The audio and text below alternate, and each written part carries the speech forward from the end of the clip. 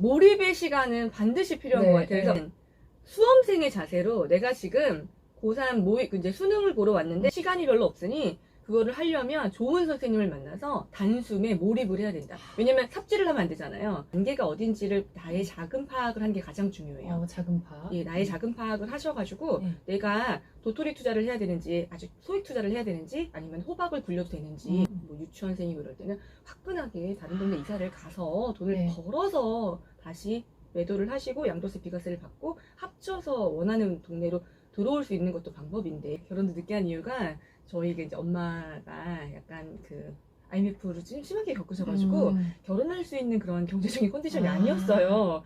이제 우리나라는 결혼을 하려면 좀 돈도 좀 필요하고 집안과 집안도 좀 보고 뭐 이런 게 있잖아요. 그래서 완전히 결혼을 포기했다가 이제 아주 늦게 결혼을 하거든요.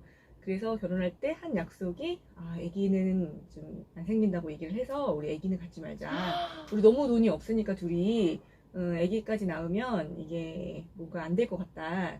그래서 이제 그게 합의가 돼가지고 이제 저희 남편도 좀 힘들었었거든요. 당시 만날 당시에는 그게 코드가 통했어요.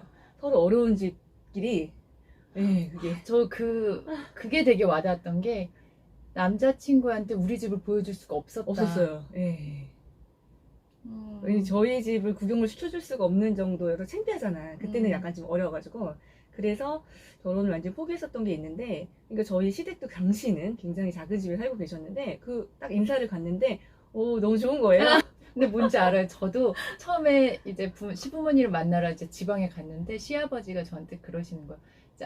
이제 아나운서니까 당연히 부자랑 결혼할 줄 아셨겠죠. 이제 기대가 있을 줄 알고 저를 쫙 잡으면서 우리 집은 부자가 아닌데 괜찮겠니? 그러시는데 이 집이다 싶었다고. 근데 그러고 나니까 더 이제 집에 대한 애착이랑 욕구 불만이라고 해야 되나? 저는 그게 대학교에 가서 토익 강의를 하고요. 그 다음에 이제 조금 쉬었다가 이제 학원에 출근을 해서 이제 학원에서 그 영어 수업을 하고 그다음 끝나면 이제 또 과외를 가고 그다음 사실 번역도 좀 하고. 와, 그럼 한 달에 1,000만 원씩 벌었겠어요. 그때 당시에는 그 화폐 가치가 지금 같진 않았기 때문에 방학 때는 뭐 그 정도가 되고.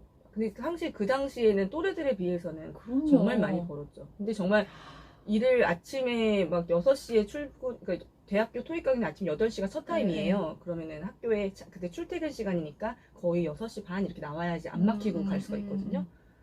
근데 집에 들어가면 1시 막 되고 그 생활을 좀 몇 년 했었던 것 같아요. 빚이 너무 많았기 때문에 닥치는 대로 정말 일했어요. 그러다가 부동산에 눈에 띄게 된 계기가 그거는 뭐죠? 경제적인 대비가 안 돼 있는데 이제 아기가 덜컥 생기니까 너무너무 걱정이 됐어요. 근데 주변에 귀인을 만났어요, 제가. 다행히. 그런 귀인. 걱정을 너무너무 했더니 여행 동호회에서 만난 분인데 그분은 이미 직장인이신데 재테크를 통해서 경제적 자유를 이루신 그런 분이셨어요. 그러니까 회사를 굳이 다닐 필요가 없는데도 다니시고 계시는. 그분은 뭐였냐면 월세를 매일매일 받고 싶어서 처음 월세 세팅하면 1일, 그 다음번에 2호가 생기면 2일 이렇게 해서 월세를 30채를 계속 매일매일 월세가 들어오게 그걸 만드셨대요. 그럼 월세가 집이 한 30채 있으신 거예요, 거의? 훨씬 많은 사람. 훨씬 많아요. 그분은 이제는 거의 뭐 몇백억대 부자이시고요. 회사는 레저로 다니시네요. 예, 근데 이제 그러면 더 회사를 열심히 다닐 수 있다고 말씀하셨어요. 이 통장에 들어온 재미가 있어서. 그냥 회사는 회사대로의 만족감을 위해 다니는 거지 생계를 위해서 굳이 필수 부분은 아니니까. 그다음 또 대출 이제 투자를 많이 하다 보면 대출 부분이 민감해지기 때문에 그 회사 근로자의 신용도가 굉장히 중요해요. 그래서 저희 남편도 회사 정말 열심히 다니거든요. 회사를 다니는 사람이 집에 한 명이 있어야 돼요. 조연 씨 고민하지 말고 월세 받는 일을 하라고. 그러면 1년에 월세 받는 일. 저축을 어쨌든 4천에서 5천 정도 저축을 할 테니 그걸 저축하지 말고 부동산에 월세 받을 수 있는 물건을 사서 월세를 받으면서 점점 아이가 이제 커갈 때 한 10년 잡고 1년에 한 채씩 두 채씩 사래요.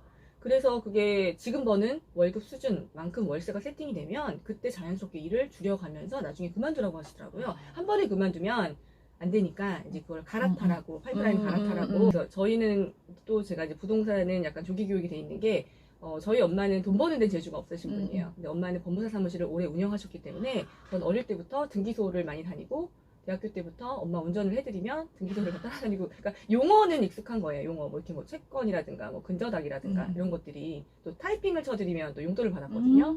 엄마 바쁘실 때는. 근데 그런 것들이 오니까 공부를 오니까 시너지가 막 생기는 거예요. 그래서 공부를 좀 남들보다 빨리 따라잡았어요. 처음에는 근데 공부를 13, 14에는 공부를 안 하고 이제 이거를 그냥 물건을 사는 거에 집중을 네네. 하다 보니 다주택자가 되면 관심이 생겨요, 부동산에. 그 안 전까지는 생길 제가 수가 없죠. 예. 아예 뉴스를 안 봤거든요. 저는 그 영어 선생님이었잖아요. 그래서 한국 TV를 안 봤어요. 영어를 까먹을까봐 아예 한국 TV를 아예 안 봤었어요. 근데 대단하다. 이제 제 물건이 생기고 이제 이러니까 관심이 생기는 거예요. 그래서 이제 부동산에 관심이 생기다 보니 공부하는 모임도 있고 이런 강의도 있고 이렇다는 걸 알게 되었어요. 그게 15년이었는데 그것도 이제 좀 친한 동생이 언니 부동산 이제 다 그 월세 받으시잖아요. 그 저랑 같이 공부하러 가요. 그래서 스타디를 같이 가자 그러더라고요. 그 친구를 따라서 같이 스타디를 가서 이제 공부의 세계에 눈을 뜬 거예요. 그때 정말 닥치는 대로 모르니까 뭐 강의랑 강의 다 들었어요 정말. 근데 그때 저희가 애가 어렸잖아요. 그러니까 이제 낮에 강의 듣고 과도 수업하고 일하고 와서 돌아와서 또 애기 보고 이게 막 돌아가면서 그때가 좀 15년이 가장 많이 힘들었던 것 같아요. 일주일에 3번 이상 임장을 가고 애를 어린이집 맡겨놓고 임장을 가고 애가 이제 3시에 어린이집 오기 전까지부터 도착해서 애를 찾아다 놓고 친정에 또 애를 데려다 놓고 이제 전 또 일하러 가고 이제 이 생활을 한 1년 넘게 했는데 애가 몇 살이었을 때? 그때는 태어난 지 이제 13년생이니까 15년도에는 아기가 한국 나이로 3살 때죠. 그러니까 어린이집을 막 갈 때. 예. 저희 애가 지금 3살, 4살이거든요. 가장 힘들 때다. 좀만 더 저는- 버티셨으면. 저도 이렇게 막 부동산 TV라고 막 이렇게 돈을 벌고 막 이렇게 다니면서 내가 뭘 위해서 이렇게 하지? 애 얼굴도 애 얼굴도 제대로 못 보고 내가 뭘 하고 있지? 막 이런 생각이 들 때가 있어요. 저도 그때 그래서 그 워킹맘 편 찍으면서 직방 TV 찍을 때 울었는데요. 진짜. 이 엄마들 마음은 다 똑같은 것 같아요. 이게 그게 이제 내 자식 잘 되라고 이렇게 하는 거잖아요. 좀 더 해주고 싶고 좀 고생 안 했으면 좋겠고 우리 애기는. 근데 이게 시간이 많으면서 돈을 벌 수가 없어요. 몰입의 시간은 반드시 필요한 것 같아요. 그래서 꾸준히 오래 하는 것도 좋은데 제가 이제 수강생분들한테 하는 건 처음에 오시면 좀 조급하세요. 마음이 다급하고 조급하고. 그런데 일단은 수험생의 자세로 내가 지금 고3 이제 수능을 보러 왔는데 지금은 여름방학이 지나서 9월 모평 직전인 직전 보충을 하는 시기다라고 얘기를 하거든요. 여름방학 특강. 수능 때 여름방학 특강 굉장히 중요하잖아요. 그리고 이제 9월 모평 보고 그런 시기라고 생각을 하면 딱 좋다. 들어와서 시간이 별로 없으니 그거를 하려면 좋은 선생님을 만나서 단숨에 몰입을 해야 된다. 왜냐면 삽질을 하면 안 되잖아요. 처음에 몰라서 제가 수업을 다 들었다 그랬잖아요. 닥치는 대로 다. 그러니까 이제 돈은 돈대로 들어가지 시간은 시간대로. 제가 그때 돈도 없는데 상가 수업, 토지 수업을 열심히 들었어요.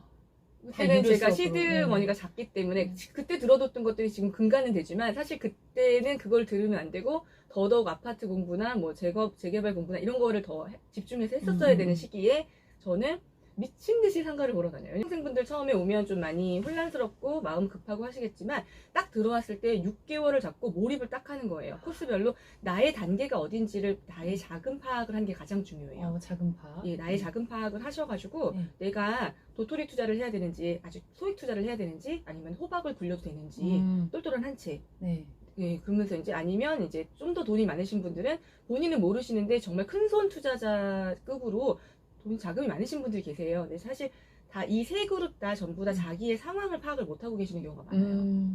나는 도토리 투자를 안 해도 되는데 지금은 또 다다익선인 게 좋은 철은 아니잖아요. 한 채만 가지라고 지금 법이 다 개정되고 있기 때문에 그러면 호박부터 시작해야 되는데 약간 이렇게 똘똘한 한 채라든가 뭐 이런 거 투자를 하더라도 내 집이 아니어도 약간 뭐 이렇게 여러 개를 하는 것보다는 하나를 하는 게 더 집중하는 게 세제 혜택도 유리하고 이럴 수가 있는데 이거를 내가 가진 자금이 항상 적다고 생각하시고 돈이 없다고 생각하세요. 돈은 누구나 없어요.